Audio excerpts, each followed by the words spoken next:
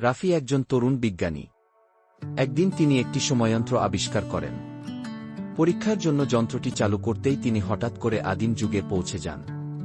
চারপাশে সবকিছুই অদ্ভুত এবং প্রাচীন। গাছপালা, পাহাড় আর আদিম মানুষদের গ্রাম দেখে রাফি বিস্ময়ে তাকিয়ে থাকেন।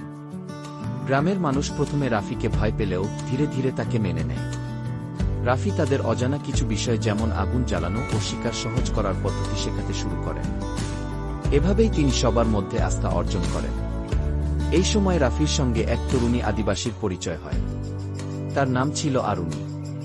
আরুণী ছিল গ্রামের প্রধানের মেয়ে। আরুণীর সরলতা ও সুন্দর মন রাফিকে মুগ্ধ করে। ধীরে ধীরে তাদের মধ্যে বন্ধুত্ব গড়ে ওঠে।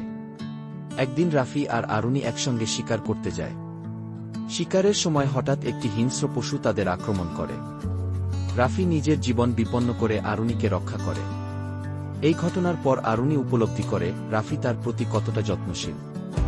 গ্রামের মানুষের সম্মতিতে রাফি ও আরুণীর বিয়ে হয়। তাদের সম্পর্ক ছিল ভালোবাসা ও সহযোগিতায় পূর্ণ।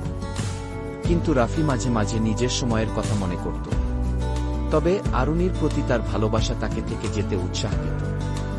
নতুন পরিবেশে সে এক নতুন জীবন শুরু করে, যা আধুনিক জীবন থেকে সম্পূর্ণ আলাদা, কিন্তু তাতে ছিল আনন্দ আর ভালোবাসার পরিপূর্ণতা। এভাবেই রাফি তার জীবনের নতুন অধ্যায় শুরু করে আদিম যুগে, যেখানে ভালোবাসাই ছিল সবচেয়ে বড় আশ্রয়।